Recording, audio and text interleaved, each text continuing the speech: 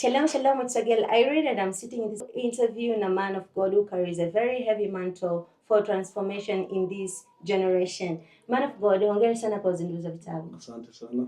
Kabla tujaendelea, natamani hadhira ifahamu wewe ni nani na unafanya nini? Wow. Ninaitwa Patrick Samson Sanga. Mimi ni mwalimu wa neno la Mungu, lakini pia mwandishi wa vitabu na makala mbalimbali za kiroho.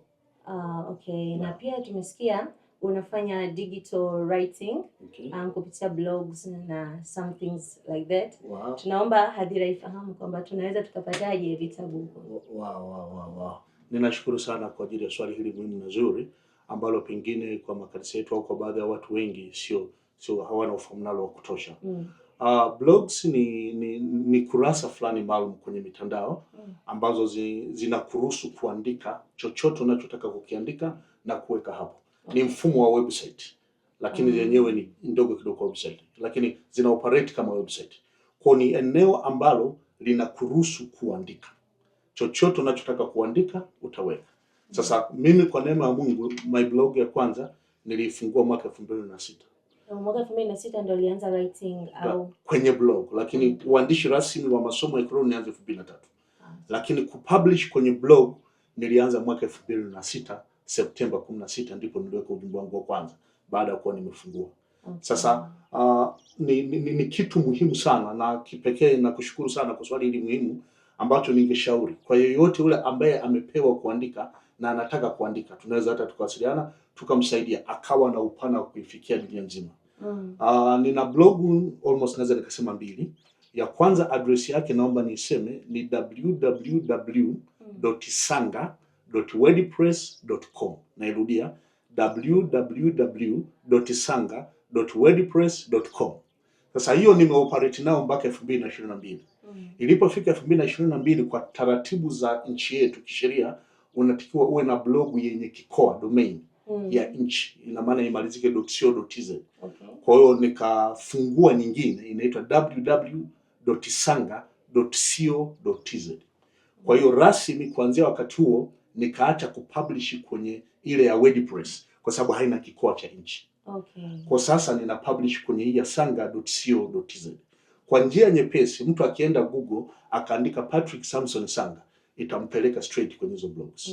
Ndio njia rahisi. Kwa sio lazima ushike hizo address, lakini tu ukiandika Patrick Samson Sanga jina langu click itakupeleka kwenye hizo blogs, ambapo hapo utapata masomo mbalimbali ya kiroho, na to date nimeandika zaidi ya masomo 250 kwenda 300 kwenye nyanja mbalimbali za kiroho.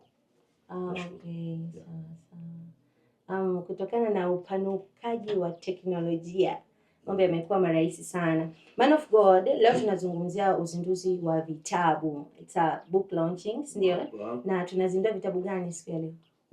In fact, tunazindua vitabu viwili ambavyo cha kwanza nianze na hiki kinasema safari ya kumtafuta na kumpata mwenza wa maisha katika mapenzi ya Mungu.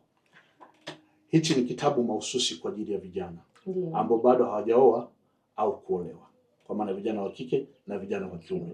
Ni kitabu muhimu na cha pekee. Binafsi ningetamani sana kila kijana akipate. Ndani yake kuna masuala nafasi ya Mungu katika kumpa mtu mwenza wa maisha. Kuna ufahamu wa mapenzi ya Mungu kuhusu mwenza wako wa maisha. Kuna mapenzi ya Mungu na vigezo binafsi kuhusu mwenza wa maisha. Kuna athari za kutumia au kutegemea uzuri wa nje na uwezo wa mtu kifedha kama vigezo pekee vya kumchagua mwenza wa maisha. You see? Kuna njia za kibiblia za kukusaidia kumjua na kumpata mwenza wa maisha, na kile ambacho Biblia imesema kuhusu kuoa au kuolewa mara ya pili ikiwa watu wataamua kuachana. Kwa nini nimeweka hii mada presenter? Nimeweka ili vijana wajua aina ya maamuzi wanayotaka kufanya ni ya kipekee. Ni forever. Yes. Kwa wasije wakakurupuka, wawe na utulivu. Hichi ni kitabu cha kwanza. Kitabu cha pili ni namna mwanamke anavyoweza kuzitumia nafasi zake za kiroho kubadilisha maisha na ndoa yake. Humu ndani nimeandika kuhusu nafasi 6 za kiroho alizopewa mwanamke ili azitumie kuleta matokeo yaliyokusudiwa. Nimeandika kuhusu namna mwanamke anavyopaswa kuzitumia. Maana yake chapter 1 nimezitambulisha, then namna gani anaweza kuzitumia. Ufafanuzi wa kibiblia kuhusu msamaha, talaka na tendo la ndoa nimeandika muda. Lakini pia nimeandika mifano ya kibiblia kuhusu wanawake waliosimama na walioshindwa kusimama katika nafasi zao na matokeo yake.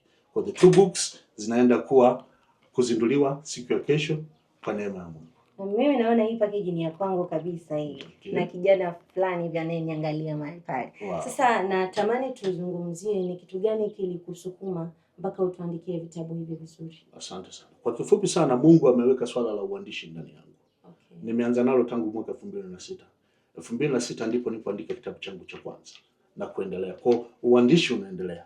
Sasa katika nyakati tulizo nazo, unapolitazama kundi la wanawake, unapolitazama kundi la vijana, na kama mwandishi kuna gaps fulani unaziona.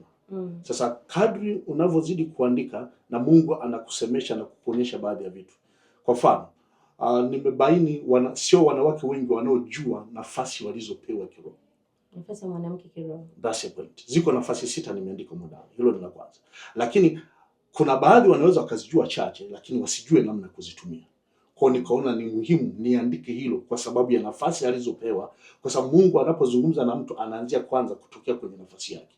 Na ninasema kama wanawake watasimama kwenye nafasi zao, hii dunia itakuwa ni kitu kingine. Imeandikwa mwanamke mpumbavu anaharibu bomoa. Bomoa ndio yake mwenyewe. Nyumba yake. Kwa mikono yake. Kwa mikono yake. Lakini vivyo hivyo kwa vijana. Hilo ni eneo zaidi ambalo nimeshughulika nalo sana kwa miaka mingi na vijana. Mimi pia kwa sababu za kiuandishi kwenye blog naandika masuala ya mahusiano na ndoa pia. Nakutana na vitu vingi sana kutoka kwa wanandoa. Wako wanaotamani wangeachana, wanajuta kwa nini walikubali kuoa au kuolewa. Sasa unapojaribu kutazama tatizo, unagundua msingi ni kwa sababu walienda kwa akili, hawakumuinvolve Mungu in between. Ndio maana msingi wa hichi kitabu ni nafasi ya Mungu katika kumpa mtu mwenza wa maisha. Hicho ndio kilichopelekea na msukumo kwa mujibu wa swali lako kunifanya niandike vitabu.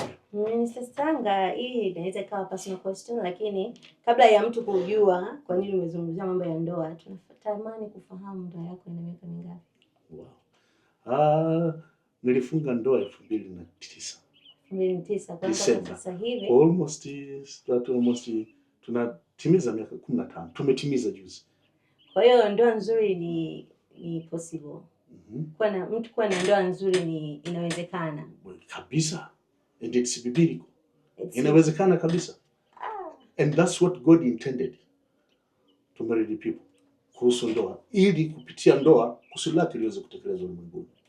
Sawa. Kuna vitabu vingi sana huko nje duniani. Watu wengi wanaandika vitabu vya kiroho.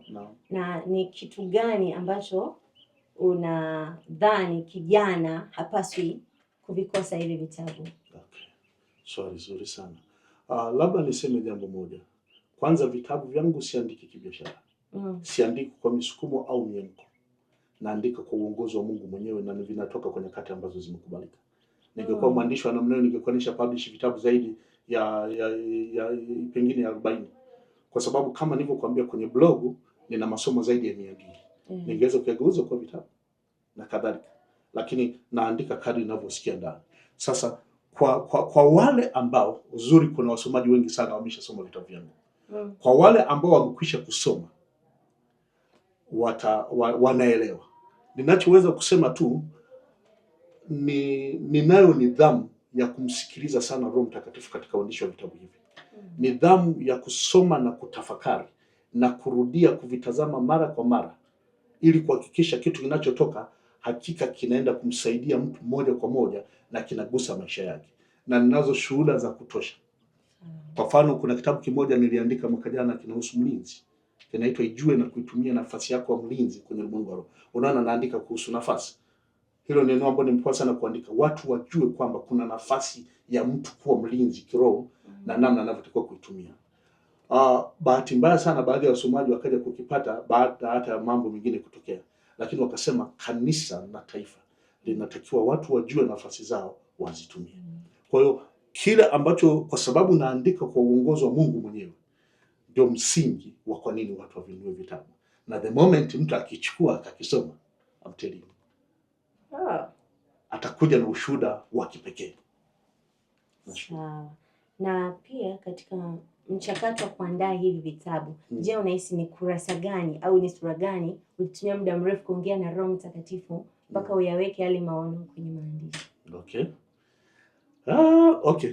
Kwa maana hivi tunavyoenda kuvizindua, in fact vitabu sura zote au uandishi wote nilikuwa na utulivu ambao sio wa kawaida kwenye sura zote. Sasa pengine nikija kwenye hiki mahususi kwenye hiki kitabu cha wanawake, kwa kujibu swali lako la kuhusiana na sura, eneo ambalo ilibidi nilitazame kwa undani zaidi ni hizo nafasi 6 ambazo nimeziweka kuanzia sura ya pili, ya 3, ya 4, ya 5 na ya 6. Kwa hiyo kwenye kila nafasi nimeiwekea a specific chapter. Okay. Kwa hiyo ilibidi niwe na utulivu wa kipekee ili kuhakikisha mtu anajua okay, nafasi hii maana yake nini na wajibikaje kutumia nafasi hii kubadilisha maisha yangu binafsi na maisha ya ndoa yangu. Yes. Huku in fact in the whole book kama nilivyosema maeneo mbalimbali, lakini pia kipekee sana namshukuru Mungu kwa sura ya mwisho niliyoandika kwenye hichi kitabu.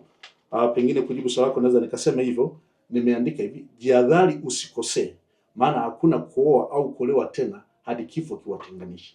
Sasa humo ndani ndio nimejaribu kuangalia from biblical perspective. Nimeandika kwa upana na kwa uzito wake ili watu walielewe. Kwa hapo napo nilitazama kwa undani wake. Okay.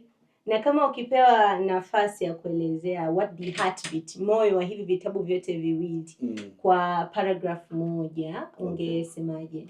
Okay, kwa kipekee nitazungumzia kwa kila kitabu kwa kifupi sana. Sawa. Kwa upande wa mwanamke, nataka ajue nafasi. Ziko nafasi za kiroho. Let them know. Mungu anataka wanawake wazijue na wazitumie. That's enough. Kwa upande wa vijana, Mungu anahusika katika kukupa mwenza wa maisha. Mpe Mungu nafasi akusaidie na kukuongoza. Thank you, man of God. As I said before, niko na man of God who carries a very heavy mantle for transformation. Na amesema yeye mwenyewe haipo kibiashara, anaongozwa na Roho Mtakatifu. Man of God, nimefurahi sana kwa na wewe siku hii leo, na napenda kuambia vijana wenzangu kwamba katika package ambazo mtu hapaswi kukosa ni these books. Tukutane siku ya kesho. Bye bye. Bye.